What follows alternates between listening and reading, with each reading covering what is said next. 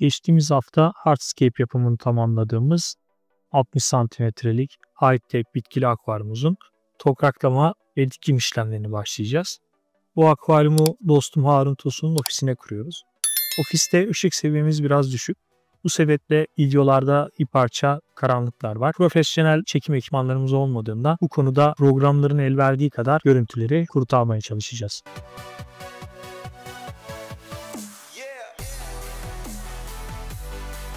...60-40-40 ölçülerindeki tankımıza geçen hafta Creaqua Flamewood ve Frodo Stone'larla bir tasarım oluşturmuştuk. Tasarımı tamamladıktan sonra uygun yerlerden hızlı yapıştırıcı ve silikon elyaf yardımıyla sağlamlaştırmasını yaptık. Daha sonra tankı su dolu şekilde bir hafta beklettik. İlk yapacağımız işlem toprak sermeden önce akvaryum tabanında bir dip filtrasyon düzeni oluşturmak. Taban filtrasyonunu sağlamak için Ada markasının 3 ürününü kullanacağız. Bunlar Clear Super, Bacter 100 ve Tourmaline BC. Bu 3 ürün akvaryum aktif toprağının altında bakteri kültürü oluşumunu sağlayarak biyolojik filtrasyona destek verecek. Bu akvaryumda sadece arka planda toprak kullanacağız. Kullanacağımız toprak Oasis Skyperline Soil. Harun uygun miktarlık aktif toprağı akvaryumun arka planına ekliyor. Aktif toprak altına perspektif yakalayabilmek için lav kırığı bulunan torbalar koyduk. Bu sayede arkadan ön kısma hafif bir eğim oluşturduk ve arka plan bitkileri daha görünür olacak. Bunu sağlamaya çalıştık. Taban malzemelerini ekledikten sonra topraklamayı geçtik. Özetlemek gerekirse lav kırığı, ada filtrasyon destekleri ve OAS aktif toprak kullandık. Akvaryumlarda filtrasyon sadece iç ya da dış filtrede değil, tabanda da ciddi şekilde oluşturulmalıdır. Bu akvaryumumuzda çok fazla toprak alanımız olmadığı için bitkilerimiz nispeten az bakım ve gereksinime ihtiyaç duyan türler olacak. Bu türler Onibias, Bucephalandra cryptocrene ve Tripartida. Arka zeminde kullandığımız bitkiler bu bitkiler.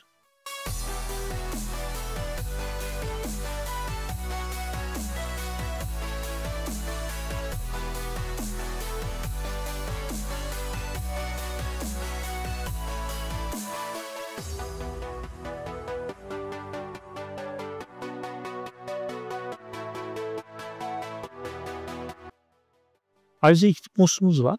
Bunlar Christmas moss ve Seasons moss diye geçen iki farklı moss çeşidi.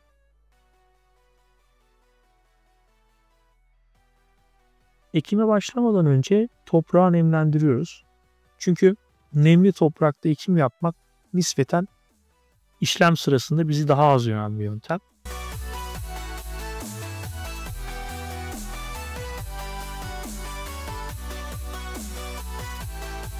Anibias ve Bucephalandra bitkileri rizomlu bitkiler sınıfına giriyor. Rizomlu bitkiler herhangi bir toprağa ekim yapmanıza ihtiyaç duymazlar. Hatta yapraklarının çıktığı rizom kısımlarının bir ağaç dalı ya da taşa tutturulması ile daha rahat ve verimli gelişim sağlarlar.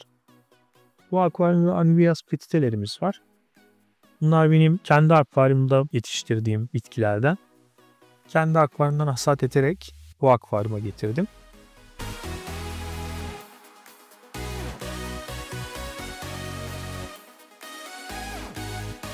Burada ön tarafta gördüğünüz anibiaslarla ilgili herhangi bir dikim işlemi yapmıyoruz.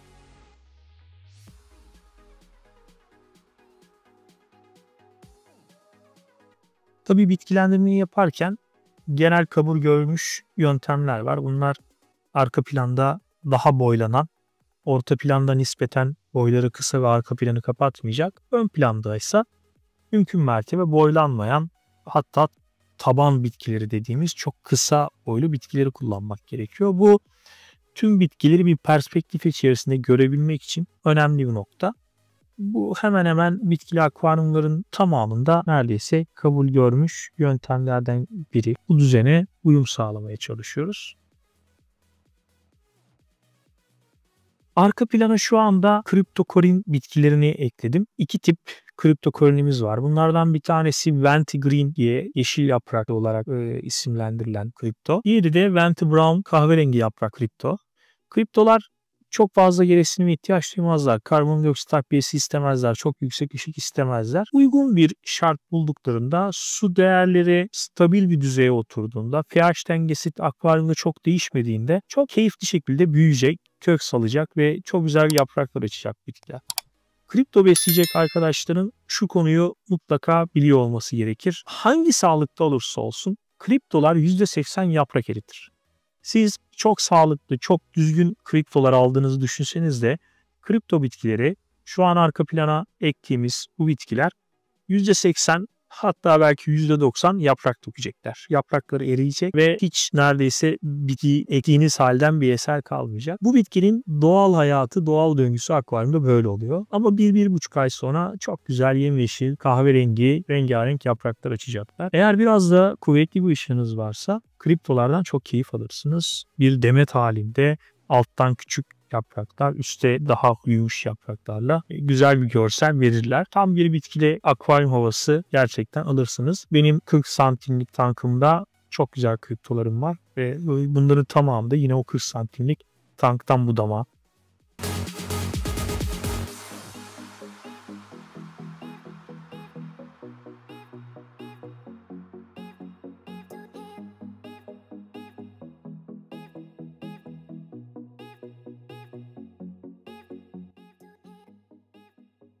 Kriptoları ekmeye devam ediyoruz. Yeşil ve kahverengileri iç içe yapıyoruz. Yani tek renk, bir taraf yeşil, bir taraf kahverengi gibi değerlendirmedik. O renk cümbüşü daha doğal ve görsel olarak keyifli.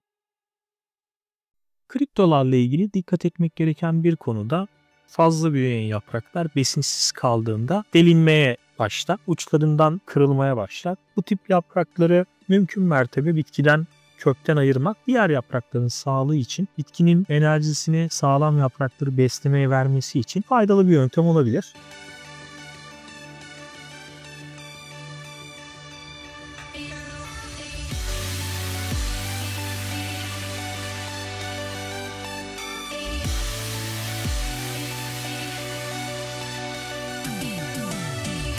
Bitkilerimizin bir kısmı hali hazırda kurulu olan akvaryumlarımızdan elde ettiğimiz bitkiler. Ancak bir kısmı da ekranda gördüğünüz gibi in vitro diye tabir edilen laboratuvar ortamında üretilen bitkiler. Monte Carlo ve Cuba bitkilerini in vitro tercih ettik.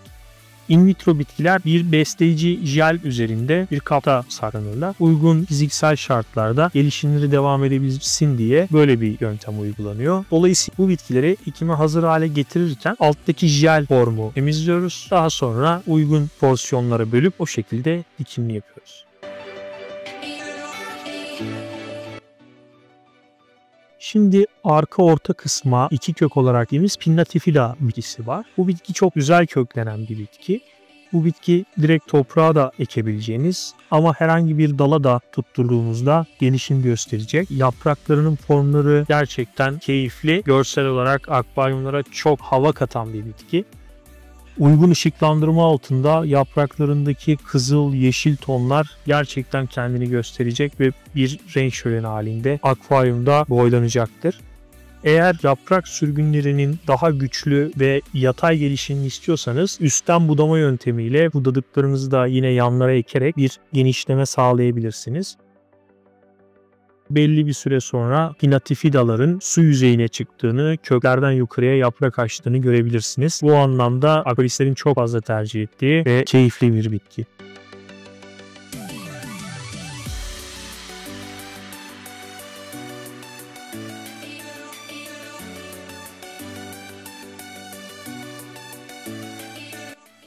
Şimdi ön kısmındaki kayaların üzerine Cuba bitkisini hızlı yapıştırıcıyla yapıştıracağız. Cubalar çok küçük yapraklı ve yine çok cılız kökleri olan narin bitkiler.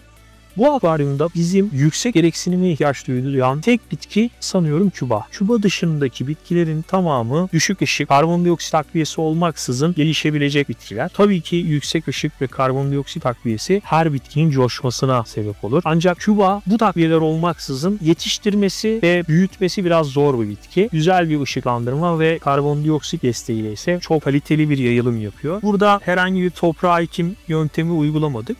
Cubaları uygun porsiyonlar haline getirip hızlı yapıştırıcıyla kayanın üzerine serdik.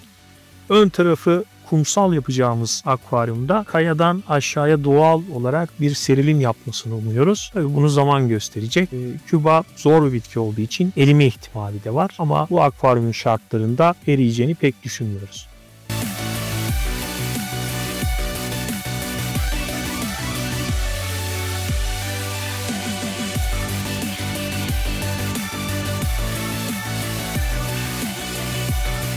Ekim yaparken çok önemli detaylardan bir tanesi, artık akvaryumun içine bıraktığımız bitkileri sık sık spreyleme yöntemiyle nemlendiriyoruz. Çünkü çok ince yaprağa sahip yer olduğu için her an kuruma yapıp bu kuru ortamdan etkilenip sağlıkları zarar görebilir. Dolayısıyla sık sık düzenli olarak ekimine devam ederken bir yandan da bu bitkileri spreyle nemlendiriyoruz.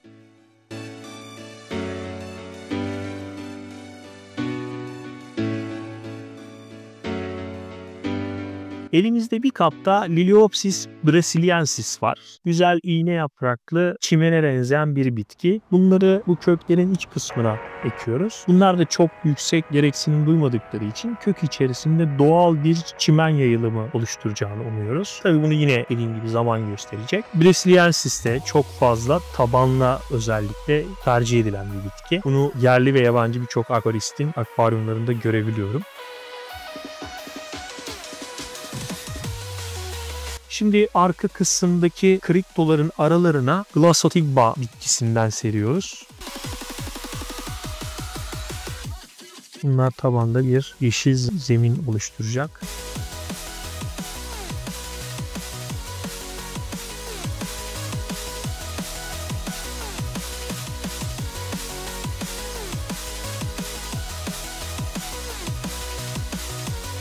Ekim işlemi devam ediyor. Ara ara nemlendiriyoruz bir taraftan bitkileri ektiklerimizi, bir taraftan ekime devam ediyoruz. Arkadaki toprak alanın üzerine az önce görmüştünüz in vitro Monte Carlo'ları porsiyonlara bölmüştük.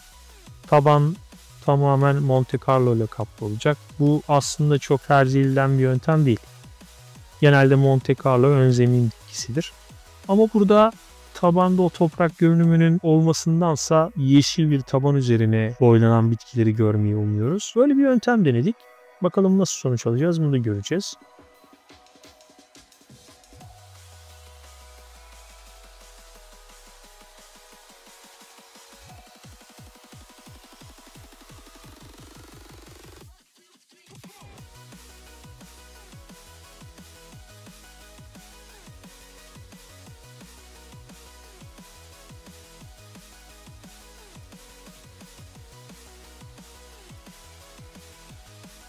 İki tip mosumuz olduğunu söylemiştim. Bunlardan bir tanesi şu anda dalın üstüne serdiğim Christmas moss.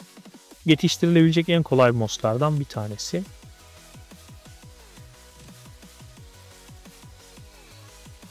Mosları basit bir dikiş ipliğiyle bu kütüğe sardım.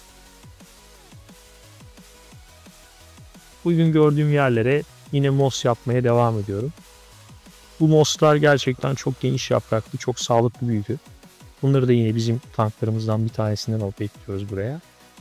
Herhangi bir yapıştırma yapmadık.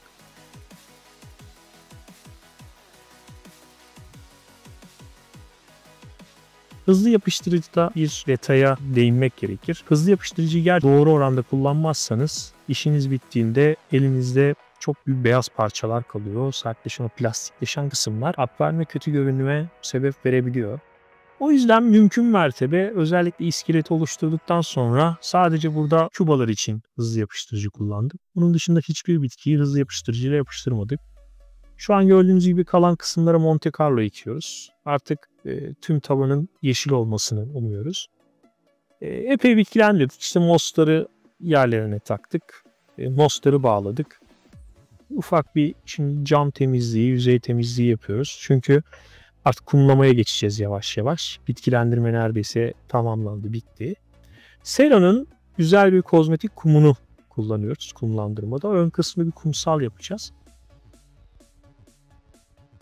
Topraklandırma anda çok seçilemiyordu. Ancak biz ön taraftaki kayaların toprakla birleştiği arka kısımlarını silikon elyaflarla kapadık. Yani ön taraftan toprak akışının kuma gelip öndeki kum görselini bozmasını istemiyoruz.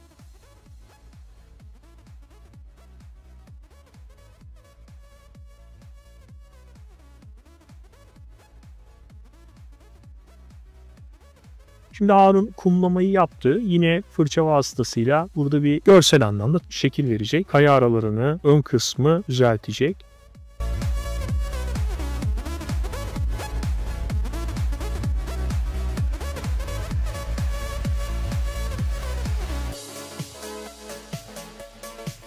Yani bunun özgün bir tasarım olduğunu söylemek doğru değil. Birçok akvaryum tasarımı içerisinden sevdiğimiz şeyleri harmanlayarak oluşturduğumuz bir çalışma bu. Milyonlarca örneği var. Bir önceki tank ön zemin Monte Carlo zemin bitkisiyle örtülüydü. Bu tasarımdan sıkıldığımız için farklı bir şey öğrenmek istedik. Dolayısıyla arkada bitki bakacağımız, ön tarafı kumsal olarak tutacağımız bir şey tercih ettik. Kumun rengi çok güzel. Sera'nın kozmetik bir kumu demiştim. Kayalarla, Frodo Stone'larla da gerçekten kompozisyon anlamında çok güzel bir uyumluluk sağladı.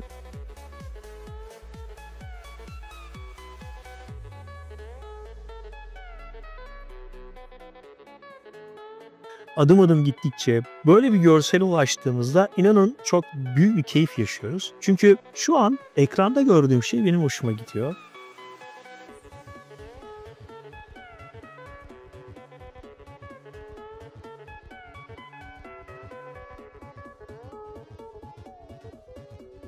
İşte 3 aşağı 5 yukarı artık hazırız. Böyle bir tasarım çıktı ortaya.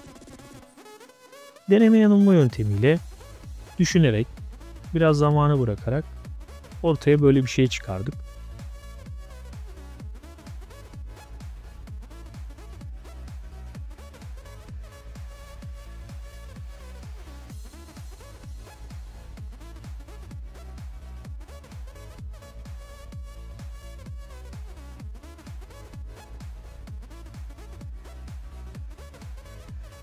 Ufak tefek detayları artık hallediyoruz. Taş aralarında boşluklar var. Oraları kumluyor Harun şu anda. Ön kısım güzel oldu. Bu tamamen Harun'un fikri. Elimizdeki kırdığımız dallarla ön tarafa köklerden doğal bir uzantı yapmaya karar verdi. Çubuklarla şimdi birkaç deneme yapıyor.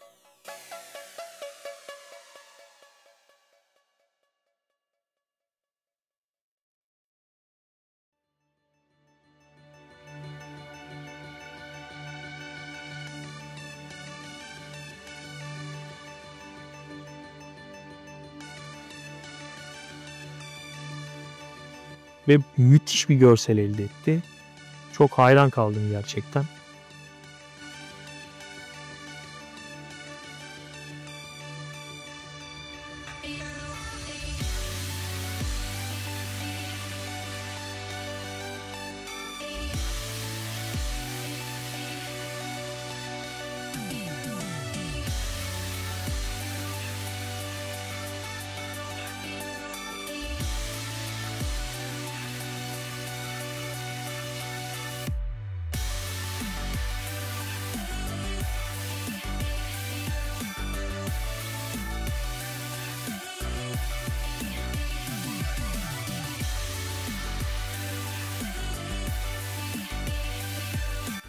Bitkilendirmeyi artık bitirdik.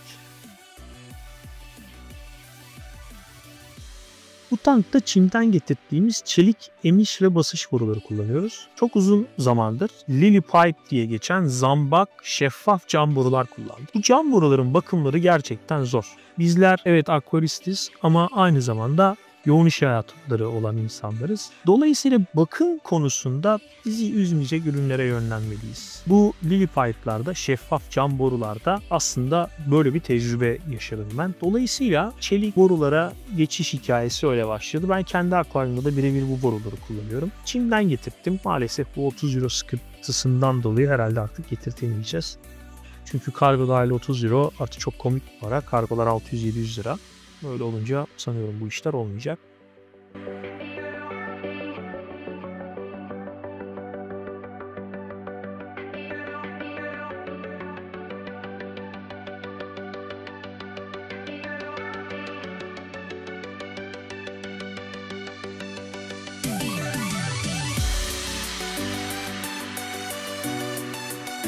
Boruları montajını yaptık. Akvaryumun dış filtre montajını yaptık. Artık karbondioksit tüpünü yerini montajını yapmaya başlıyoruz. High-tech bir tank. Bunu birkaç kez söyledim. High-tech ne demek? Yüksek ışıklandırma ve karbondioksit takviyesiyle, sıvı gübre takviyesiyle yüksek gereksinimli bir tank kuruyoruz.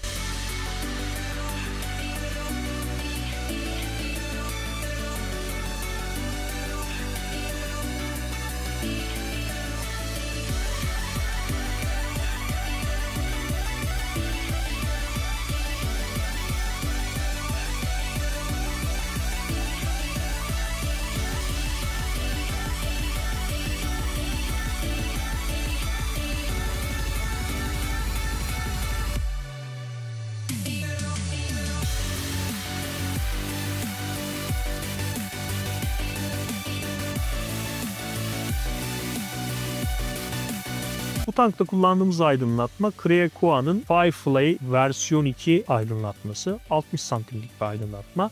Normalde bir önceki tankta bunu sabit ayaklarla camın üzerinde kullanıyorduk. Ama bu tasarımda ağaçları yukarı çıkaracağımız için ürünü Creacoa firmasına gönderdik. CNC'de delikler açılıp askı aparatı ile birlikte bize geri gönderildi.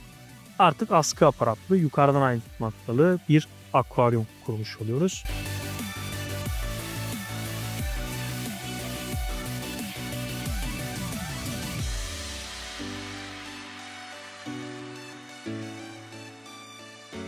Işıklar yandı. Görüntü şu an o anki hissiyatımla söyleyeyim. Şu an çok mutlu olduğum bir an. Çünkü ışık yandıktan sonra da aldığım o enerji çok güzeldi.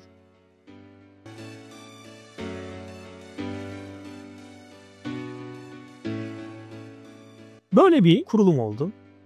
Bu kurulumda benim daha sonra yorumladığımda yaptığım en temel öz eleştiri arka plandaki toprağı biraz daha kaldırmalıydık. Orada hata yapmışız. Belki 2 torba 3 torba daha lav kırığı kullanmalıydık. Ancak akvaryum ilerledikçe, bitkiler büyüdükçe bu da toparlayacak bir görüntü olacak.